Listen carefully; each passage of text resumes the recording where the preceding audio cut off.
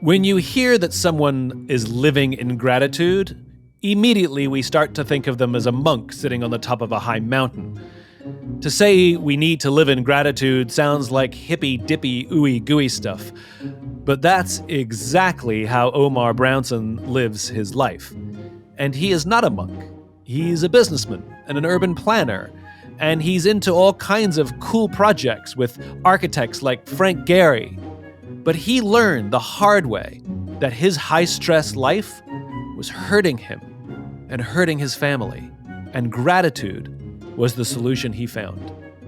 This is A Bit of Optimism.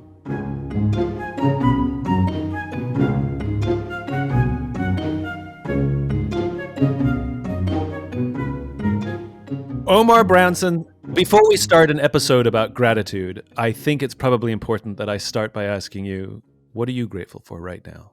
What I always come to is just this moment, being able to take a breath, pause, and just notice that there's so much to be grateful for. Whether this moment with you, getting to meet you, the spontaneity, and yeah, I'm overwhelmed. When somebody says, do you have a gratitude practice? It sounds a little hippy-dippy to a lot of people. And I think if we just change the words, instead of saying, do you have a gratitude practice? Simply ask the question, what are you grateful for? The thing that I've taken away since I've met you is to ask myself that question when I'm feeling good. That's obvious. I think we all sort of feel gratitude when we're in a good space. Oh my God, I love you. You're the best. But I think what I've taken away from you since I've met you is the ability to say, what am I grateful for in times when I'm struggling, in times when I'm not feeling my best? Is that part of a gratitude practice? What does gratitude practice mean? Well, I think that's absolutely the time when gratitude counts. And I think, as you said, anybody can be grateful for when times are good and things are going your way, the wind is behind your back. It's when you're facing the headwinds that I think the gratitude really kicks in and the power of it. Because it's, the brain has a biological bias to see the negative. And so learning to not be reactive to the brain and just being like, okay, wait a second, is this actually reality or am I falling into some bad habits here? How did you discover gratitude? So about 7 years ago, I was leading the large sort of scale transformation of the LA River. And yes, LA has a river. Not everybody knew. I didn't know when I first started that we had a river. When I first saw it, I thought it was like a sewage thing. Yeah, it was a concrete channel that was in Terminator, great chase scenes with Schwarzenegger. Actually, it's 300 million gallons of water that goes down the river a day. All to say, it's 51 miles, 1 million people live within a mile of the river. It's, to me, an opportunity to reimagine LA, the second largest city in America, with green infrastructure, right? Like, how do we bring nature and culture together? We were working with the architect Frank Gehry, and so it was high profile, lots of attention. If there's 1 million people, there's 3 million opinions. And I was stressed out as the founding executive director, and I received a fellowship to go travel. And I told the foundation that I wanted to do a silent retreat to begin that fellowship. So I spent 6 days up in Big Sur, and in all of that silence, I just realized how impatient of a human being I am. And at the end of 6 days, I got to talk to this monk about it.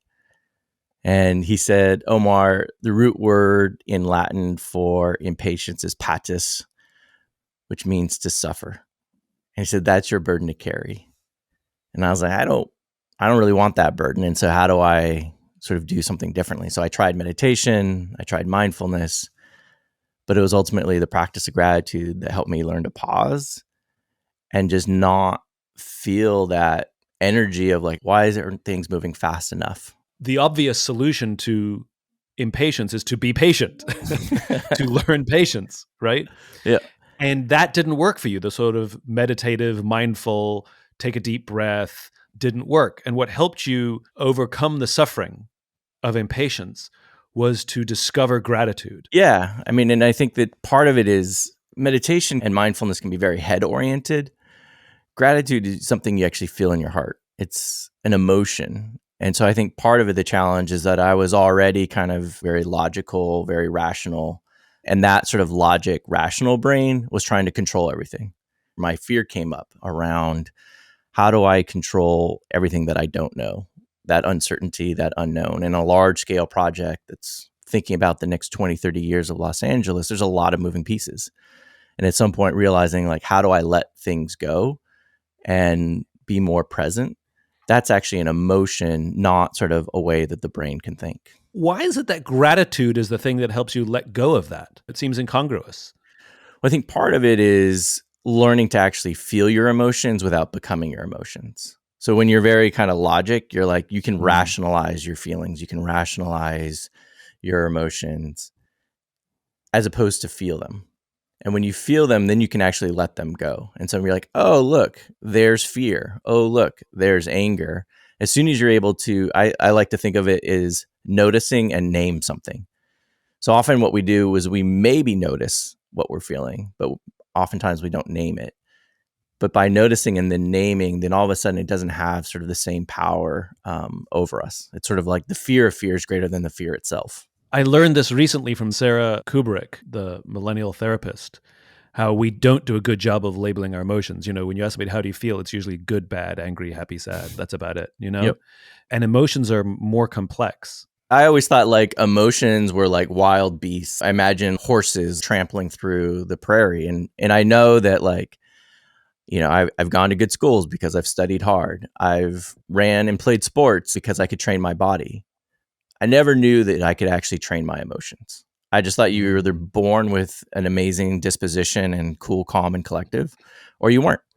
It's not something that we teach. And this is, I think, what's beautiful is that my daughters actually have social emotional learning in their schools. So they actually are learning mindfulness and meditation and gratitude. Those were not skills at all that we even talked about. I think you say it incredibly well, that it's not about soft skills, it's about human skills. Yeah, I hate the term soft skills. You know, in work, they always talk about hard skills and soft skills. Well, hard and soft are opposites. Yeah. And I would hate to think that the skills of being a good human being are the opposite of being a good worker. It proposes that we should suppress any humanity at work. And so I like to call them human skills, and I want to be good at my hard skills, and I want to be good at my human skills, and that makes me better at whatever I'm doing. When you asked me what human skills were, I would have said listening, effective confrontation, conflict resolution, how to give and receive feedback. These are the standard list of things I offer when somebody says, what are human skills? And I've just recently added gratitude. The skill of gratitude, I think, is a human skill that we don't practice. In some ways, instead of, I'd say, hard skills and human skills, one way I would think about it is technical skills versus adaptive skills. And technical skills sort of allow us to solve specific problems, but often those problems tend to be very linear and narrow. I would say adaptive skills are the ones like, how do we actually deal with the messiness of humanity, right? And this is a concept that I've been playing with, is like, if gratitude makes visible what we value, fearless gratitude is what enables us to see what we take for granted and maybe make invisible. And so when we can learn to kind of see what we make visible and to actually see what we make invisible or take for granted, then we're actually really, I think, in a place to be more present to all the challenges that life presents. Let me say it back to be clear that I understand. Gratitude is acknowledging the seen, the understood, the present. Fearlessness is acknowledging the unseen, the hard or impossible to understand, and the unknown future. And that's that combination of being immensely grateful for what I have that makes me stronger as I go into the unknown, and more accepting that I cannot control it, but rather I will find gratitude on each step of the path. Yeah.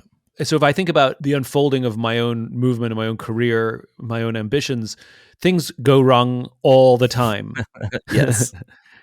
And to either discover and be grateful for new opportunities that were unknown, in other words, it didn't go according to plan, but I kind of like where it's going, or it didn't go according to plan. I don't like this, but what can I learn from this? I'm grateful for the lesson. I'm grateful for the relationship. I'm grateful for something that happened. And I can always find at least one thing.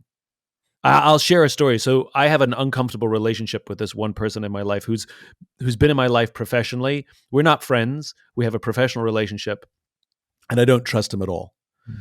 And I've struggled many times because I felt used. I've suffered unbelievable anger towards this person, and I've attempted to reform them. And one of the ways I attempted to do it was by taking responsibility for my part of the broken relationship. And so I called him up and said, let's meet for lunch. And we sat down and I said, I'm sorry. I didn't ask for anything in return. I just said, I'm sorry. And I went through the things that I'm sorry for, like being reactive, being inappropriate, whatever it was. And he just sat there. He didn't even acknowledge, he didn't say thank you. He just sort of nodded as if this is about time. And I realized I'm not reforming anything here. This relationship is so broken. The only way I got over that, because it was like everybody knew not to bring up his name because I would go off the handle, right? It was like such a trigger. Yeah. And where I learned to put that anger aside, where his name was no longer a trigger, was when I started to ask myself, what am I grateful for from that relationship? Mm-hmm. And I am grateful that I went on the journey to learn how to take accountability for my part, even if I didn't think that the other person was going to. I learned a skill set that I did not have because of that situation. I'm grateful also that I can accept someone's nature and not try to change it. Well, I think that acceptance is like one of the most powerful sort of pieces of it. One of my favorite quotes is Leo Tolstoy: everyone thinks about changing the world. No one thinks about changing themselves. Yeah. And that then, how do we reorient when it's like, okay, all I can do is actually control myself? This is where gratitude, like, how do we trigger our positive emotions so that we don't become triggered by our negative ones? And it's not that we don't feel the negative ones. It's just, how do we not become triggered by them? Like anger, just anger is a good feeling to acknowledge. Petty anger, not so good. It's not that those challenging moments don't go away. It's just what is your relationship to them now? We have to talk about how triggered we all are by each other, whether it's vax versus no vax, mask versus no mask, left versus right, or this president versus that president. Somebody merely uttering their point of view can literally send somebody else into a tailspin. And by the way, I see it on both sides of the political equation. An intolerance that you simply acknowledge somebody's point of view on the other side, and it literally can send somebody into a rage, like me and that guy in my career. Like, it's such a trigger. And to say to oneself, what am I grateful for? To look inwards. I hear this with psychology students. I love asking people who major in psychology, why did you choose to major in psychology? And almost universally, the answer is, well, I want to understand other people so that I can understand myself. And what I've learned in my entire career is it's the exact opposite, which is the more you can understand yourself, the more you can understand other people.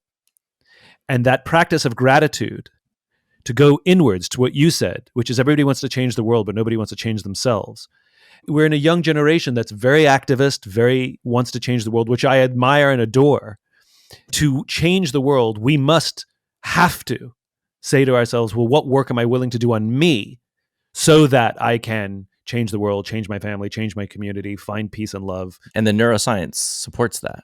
Part of changing your sort of emotions and feelings is your physiology.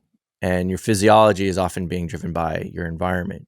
And so how you relate to your environment, and whether you're like meditation and breathing, helps settle the body. And so some of the more interesting work right now I find is actually in embodiment work, which is, how is your body physically reacting? Your body's in some ways like this giant algorithm that's constantly processing information.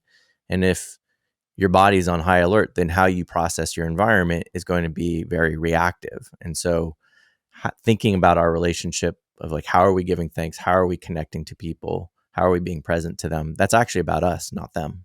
There's an irony in this, isn't there? And for those who listen to my work and know my work, I say this a lot, which is there's an entire section in the bookshop called self-help, and there's no section on the bookshop called help others.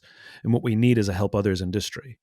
Yes. And the great irony in being a better servant to others and for others is that we have to be willing to take on ourselves.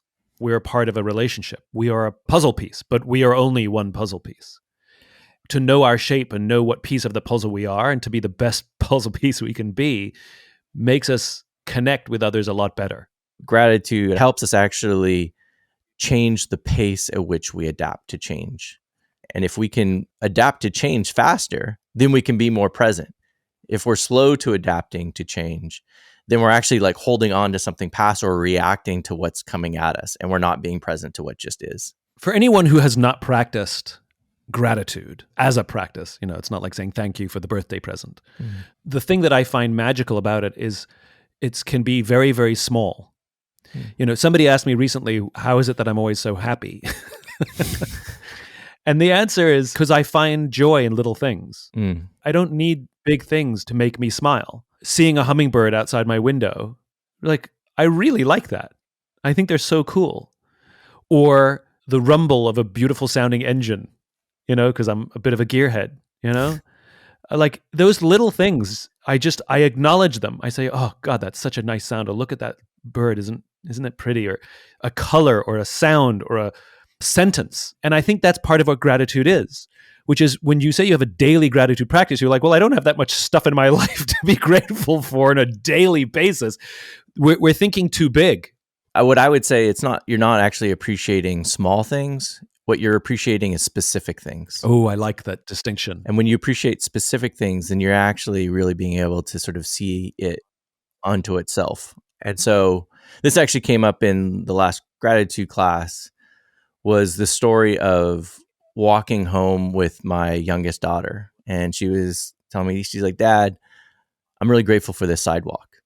And I was like, why are you grateful for the sidewalk? And she says, well, if we didn't have the sidewalk, it means we would be walking in the street and that would be very unsafe. And so by having the sidewalk, we can walk home safely. And, and it brought up this poem that I remembered this specific line, that sidewalks are where errands and epiphanies can happen.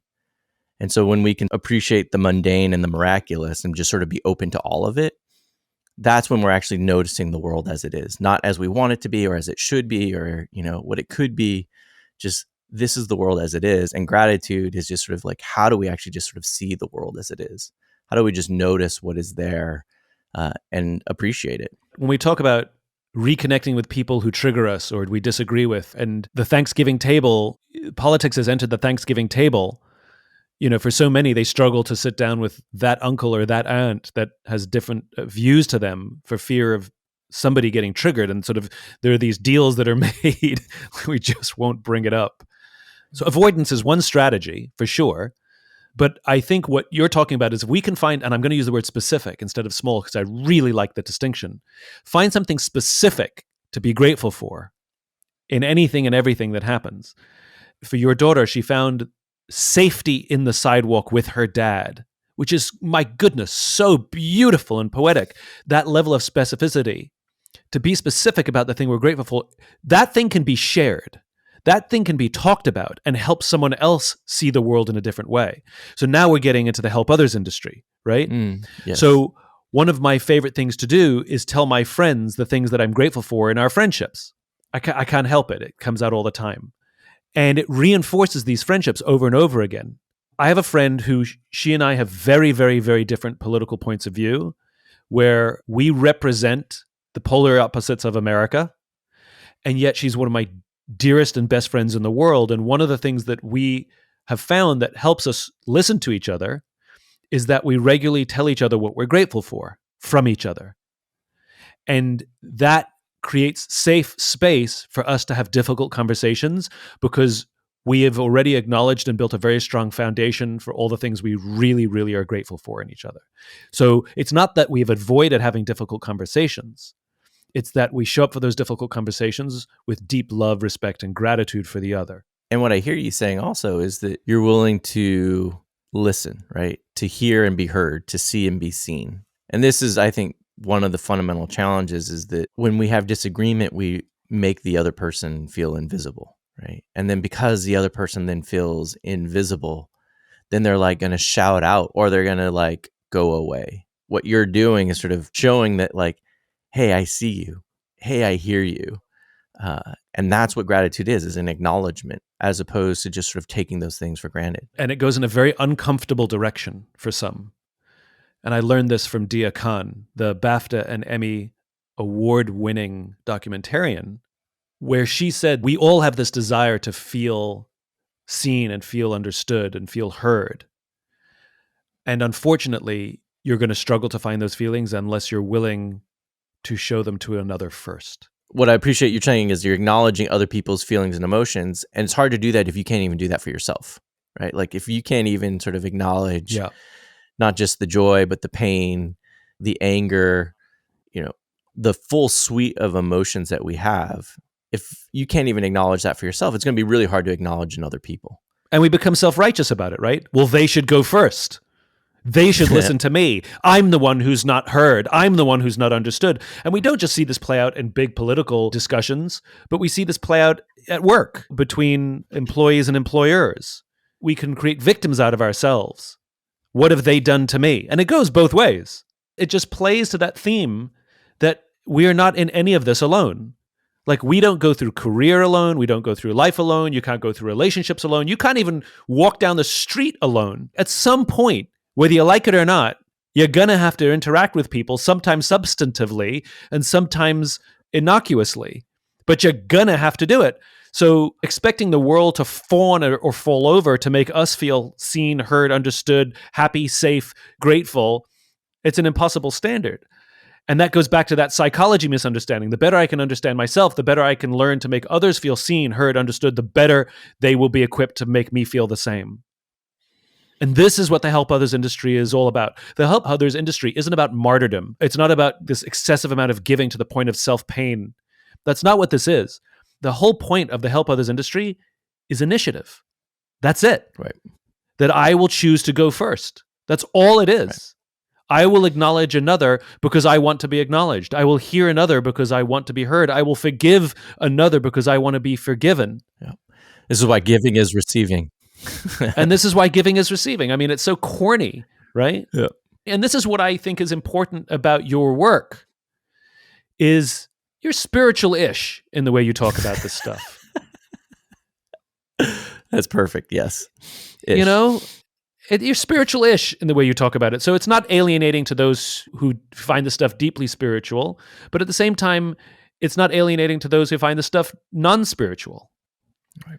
And I think that's really important, which is you are a spokesperson to the people who need to hear this, not to the people who've already heard it. Well, I think this is what's so powerful about the people who resonate with you is how do you speak to early adopters? Right, like who wants to sort of see the change, is ready for the change, and you're not going to necessarily reach everyone at first. You're referring to the law of diffusion of innovation, a theory put forward, I think, in the 60s by Emmett Rogers. Basically, that all populations sift across the standard deviation, the old bell curve. If you have high performers in a population, you have low performers, regardless of the size of the population. The first 2.5% are your innovators, the big idea people, your Steve Jobses, your Elon Musks. The next 13.5% are your early adopters. Then you have your early majority, your late majority, and the laggards. And the whole point is if you want to have a quote unquote impact on the world, you actually don't go after the world. You don't go after the majority.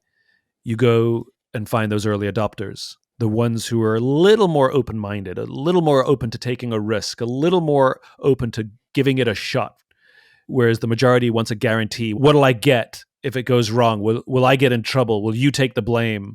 Will you pay me back if it doesn't work out? An early adopter mentality is just higher risk tolerance. And by the way, we're all early adopters in various places. It's not a fixed thing. I'm a laggard when it comes to fashion. I am not an early adopter. And for change to happen, it's to find those who are willing to make the change. And eventually it catches on. And this is what the law of diffusion is all about. It's about creating tipping points. There was a time where we used to talk about world peace pretty openly, and now it sounds like weird. I think we miss that. I think we miss idealism in our nation. Idealism seems to have gone by the wayside, and like practicality. Everything's practical. Everything's algorithmic. Everything's metrics, measure. What gets measured gets done. It's like, well, how do you measure the hug from a mother to their child? How do you measure that? That should be done. We're not measuring it. It's kind of important. Not everything has a metric, but we know that these things are important. I think that's reconnecting with these things. And this goes back to your point of the unknown and the fearlessness, which is I'm going to do this thing because it's the right thing to do, even though I don't know exactly right now, but I'll find out later and then I'll be grateful for it. Well, that's dealing with those fears and what is scary. I get a kick out of technology, how reliant we are on such imperfect technology in this modern world.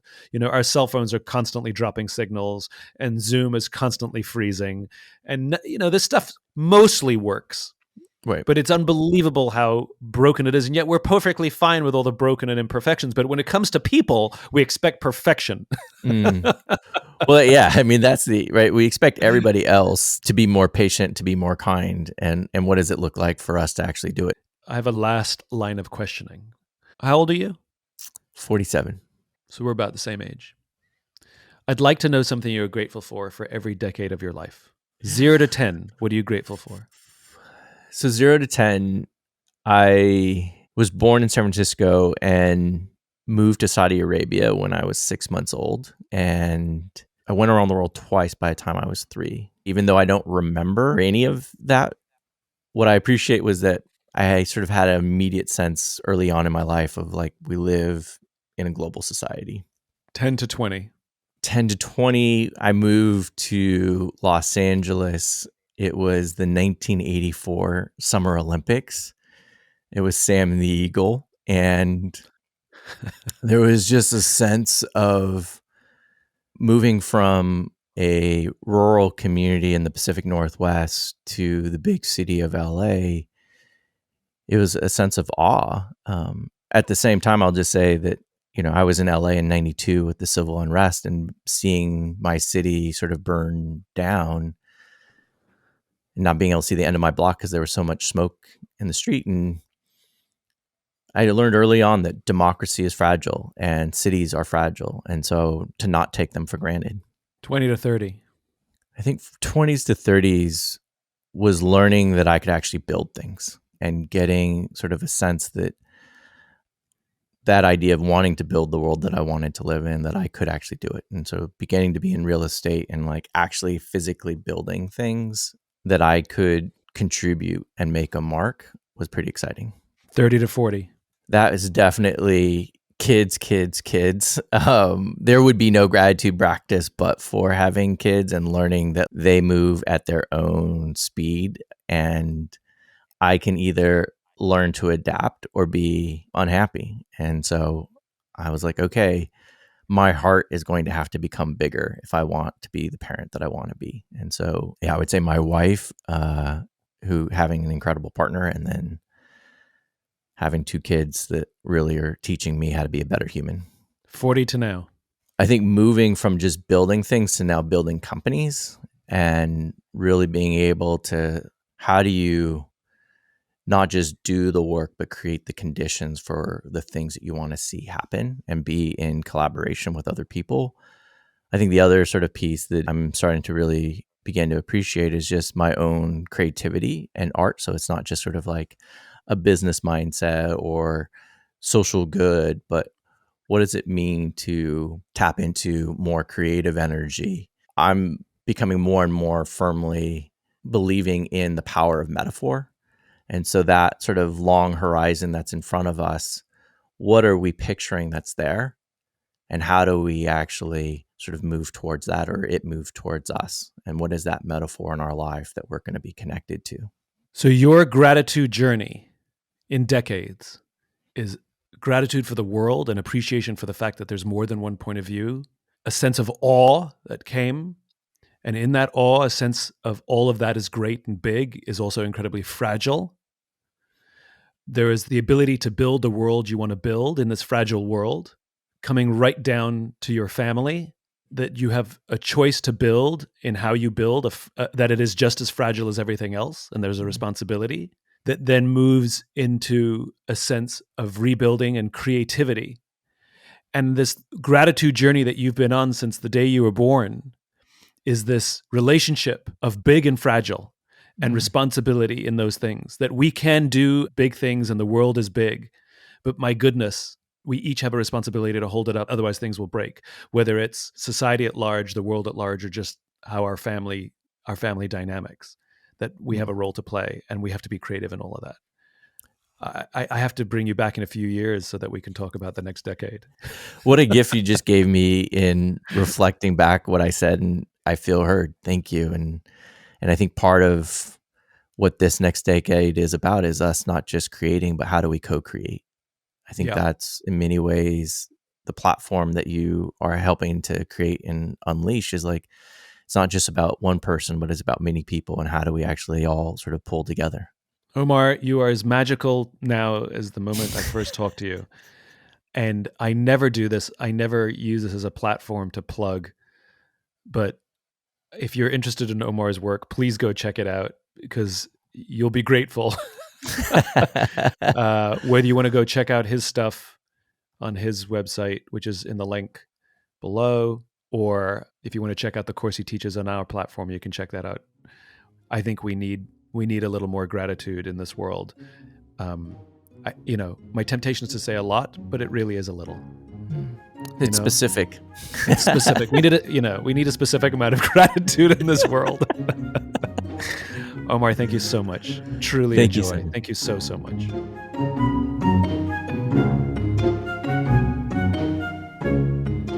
If you enjoyed this podcast and would like to hear more, please subscribe wherever you like to listen to podcasts. Until then, take care of yourself. Take care of each other.